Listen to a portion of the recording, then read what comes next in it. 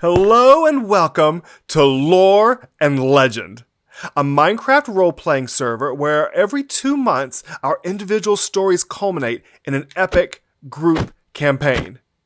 Similar to D&D and other tabletop games, but inside Minecraft. Since my episodes are going to be filled with tons of role-playing fun, I thought I would start each episode by possibly sharing a little behind-the-scenes information, or announcing upcoming plans and events, or maybe even answering some of your questions. If you have any questions or comments, feel free to leave them below, okay? This being the first episode, I thought I'd share with you how I chose my character. Although traditional fantasy characters like elves and trolls are amazing, I wanted to do something different, but also something kind of familiar. So, I chose Vikings. Oh, baby, look at that manly chest hair.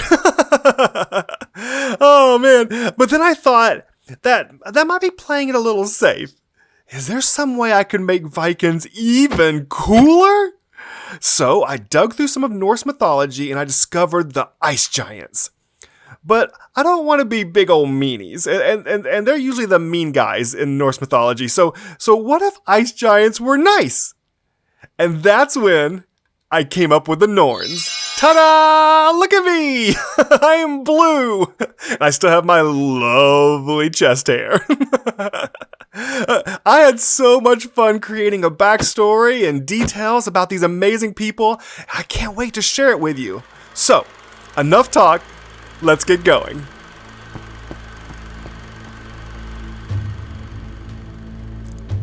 Every amazing story needs an equally amazing beginning. A beginning told with beautiful panning shots of unusual and moving scenery.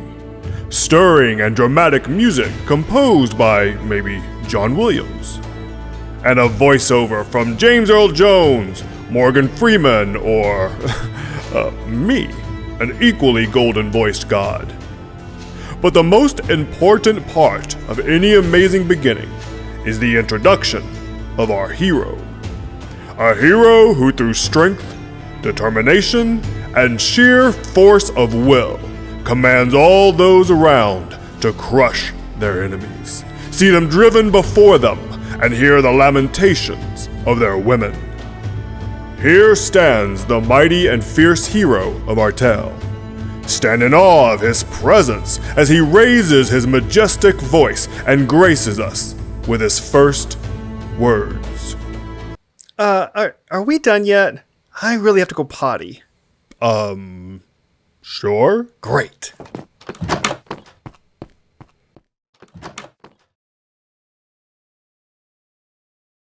Can you maybe play some music or something so no one can hear me? I think I can.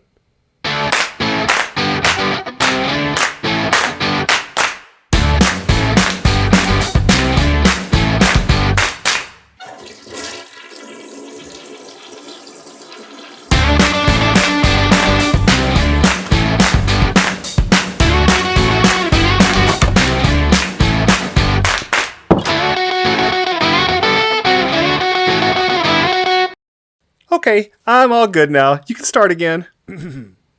Here stands the mighty and fierce hero. Actually, I think I'm just gonna take it from here. Oh, that's okay. okay. All right. Thanks so much. You did a great job. Hello and welcome. My name is merely the Adequate. But don't worry, you can just call me Adequate. I mean, my parents always did. And welcome to our amazing village. Well, it's not quite amazing yet. You see, we have some basics. We got ourselves a nice dock here for our fishermen to get in and out of the village. We've got a few houses. Let's see. There's the one that we made for me. Let's see, 2, 3. How many do we end up with right now? 4. We have 4 houses so far. But if you see, we have a lot of tents here. And it's because we're still pretty new to this area. You may be asking, why are you new? Well, it's because, we had to flee in fear and and leave our home of centuries in the nice snowy area and come to this super hot, sticky place because it's the only place that was safe. But we love it here. It's amazing. I feel like I should probably fill you in a little bit on where we're from. I don't like talking too much about those bad days, but let's see. I think we have a map around here somewhere. Let's see. In the storage. I can't remember where we kept the map. Is it in here? No. Here? No. Okay, hold on. I'm gonna go find the map. Oh, there it is. You know how they always say that you find things the last place you look for them? Well, that's a really dumb saying. I mean, yeah. Of course you find things the last place. I mean, who keeps looking for something after they've found it? Of course it's the last place. Okay, let's take a look at this map real quick. Okay, I know this map is really short on details. My people aren't really known for being travelers. We don't explore a lot, so we only have this map because a trader gave it to us. But as you see here, I'll mark it there at the top, we came from our home, our ancestral home of Forfedrenus Bine. That's where the Nornagon reside, and that's where we came from. And we had to leave. It was very disappointing, but we kind of searched around. We sailed through the sea looking for various places. We tried, here and there, and we kind of traveled everywhere until we finally came down a river into the middle of this beautiful island continent in the middle of our world. And we decided this was probably the safest place we could be. We didn't want to be in the north anymore. We didn't feel it was safe, and we felt like that we could be safe here. And so we stopped. And now we live here, okay? Any more questions? That's okay, I wouldn't answer them anyways. So whenever you go to Nornagon celebrations at someone else's house and they introduce you to all their relatives and you're expected to remember all the names and there's just like dozens of them and there's no way you can remember them all? Isn't that super fun? I love it. So I thought I would do that for you. Let's introduce you to our villagers here in our town. Let's start off here with good old Oli. He's a little old and can't hear very well. How you doing today, Oli? You okay? You keeping an eye out on things? Okay, have a good day. Bye. Okay. Oh, hello. It's Frasier. Hello, Frasier. How's things? Oh, okay. Frasier doesn't like me very much. I think it's because I keep making fun of her husband, Oli. Runa is up there in charge of all the fishermen here in the village. She kind of gives everyone their assignments and their boats. Hello, Runa. How are you doing today? And we have a lot of the fishermen here. Let's see, there's Torben. I think I saw, Ingolf, he's there. And some of the other ones are already out on the waters. But Runa here kind of keeps everybody in running order and makes sure everyone knows where they're going. Thank you so much, Runa. We appreciate it. How's it going today, Un? How are the sheep? Doing good? Yeah, I know. We don't have that many. It's not my job to find more. Okay, I may go out looking for some later, okay? All right. Thanks, Un. Talk to you later. Everyone seems to think that every job is mine. Just because they made me the leader doesn't mean I do all the jobs around here. I'm starting to get a little tired of it. Up here, you can usually find Sigrun. Hey, Sigrun, how you doing?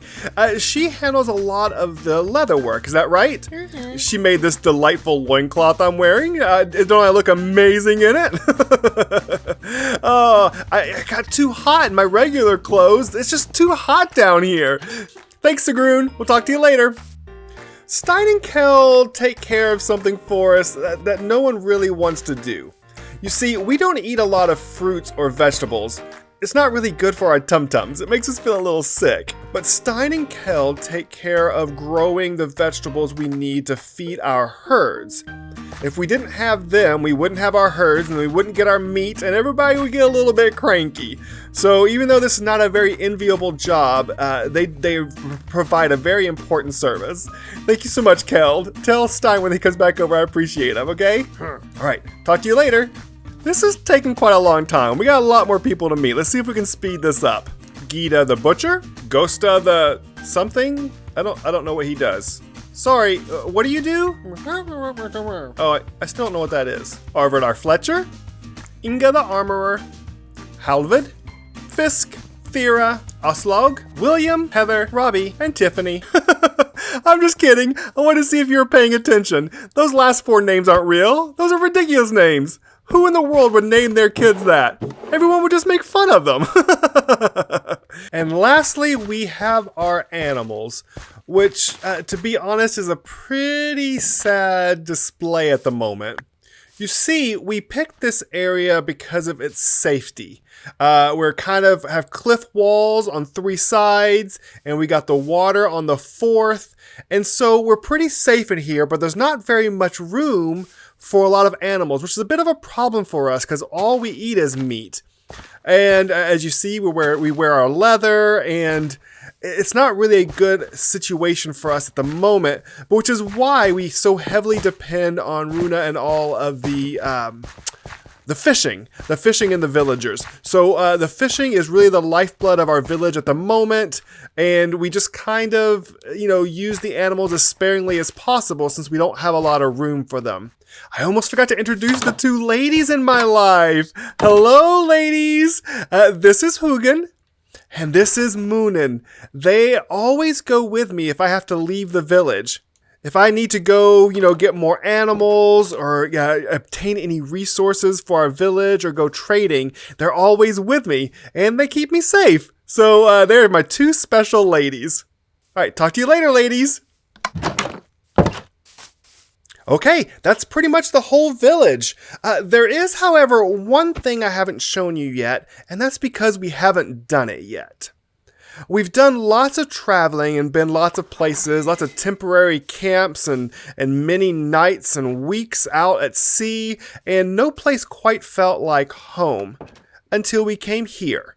And, we're starting to put down our houses and starting to get things settled, and we feel really comfortable here, except this heat. I mean, seriously, I cannot stress this enough. You can't smell me, and you should thank the Nornagon that you cannot.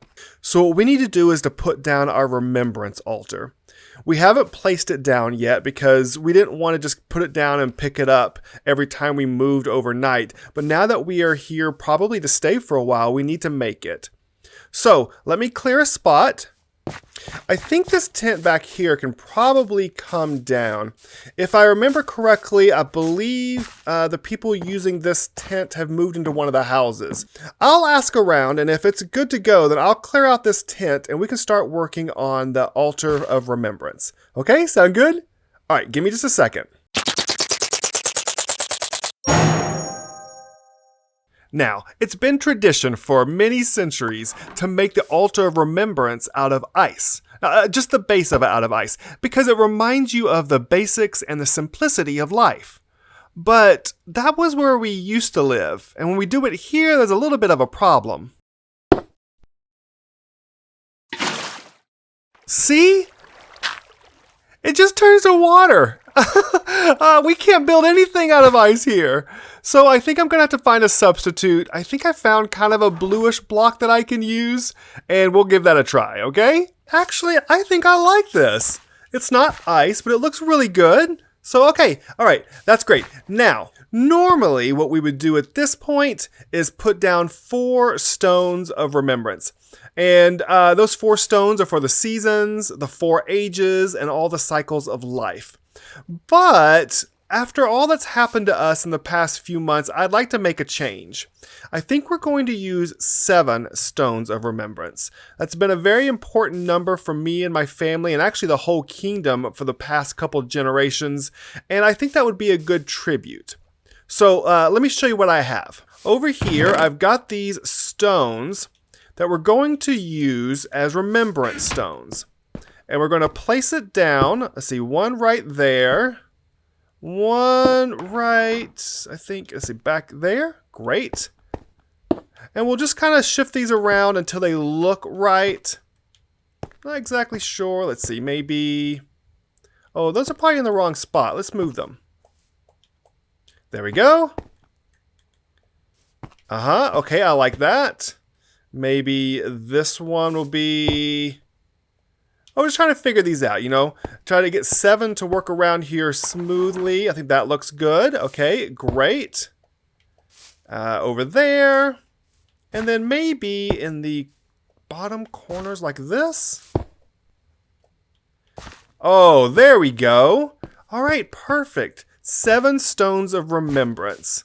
This will be really impactful for all our people here in the village. Now I need to put down the center stone and we'll be good to go. And there we have it. The forever stone is floating above all the stones of remembrance here at the altar. And this area has been a very important thing for me and my people. You see, you may not know this, but the Norns, we're pretty laid-back kind of people. We actually sometimes have a hard time deciding what it is we're going to do. And once we've made a decision, we have a hard time knowing whether or not we're going to succeed or not. It's a little bit of a problem for some of us. I know some people fight and bicker all the time, but we actually are so laid back that we have a hard time getting things done. So several centuries ago, we decided we needed something that would help us make decisions and weigh the risk and difficulty of those decisions. And that's when we came up with the Altar of Remembrance. And you may be wondering, well, why isn't it the Altar of Decisions? Well, we realized that many of the decisions to be made could be decided with memories from the past. We knew that if we remembered how things were before, we could know how they would be again. And that's why remembrance was so important in us and making decisions. So, you may be asking, how in the world does the remembrance altar work? I will show you. So as you approach the altar, you have to make a question.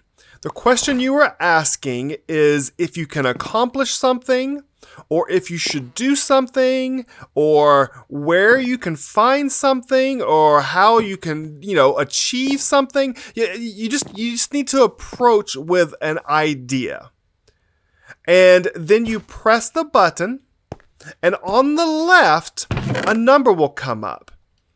And that number will determine how much you are able to accomplish. How strong of an effort are you going to be able to put forward towards this idea? Then on the left, another number will come up. And what that number tells you is how much resistance there is to your idea. Are you going to have a hard time remembering something? Are you going to have a hard time doing something? Is someone or something going to stand in your way?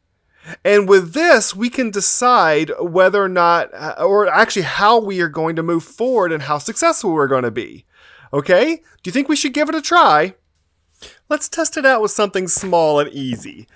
Something that's been bugging me lately is that I seem to have lost my favorite pair of boots. I don't know if it's worth putting forth the energy to try to remember. Okay, so let's give that a try. Let's see if it's worth remembering. Okay, we'll look over here, and the number we received, a 5. Yeah, I don't think I really want to put forth much effort. Let's see how much resistance is going to be. 11. Okay, well, I guess I don't really need those boots after all. I don't really remember where they are, and I don't really feel like looking for them, yeah?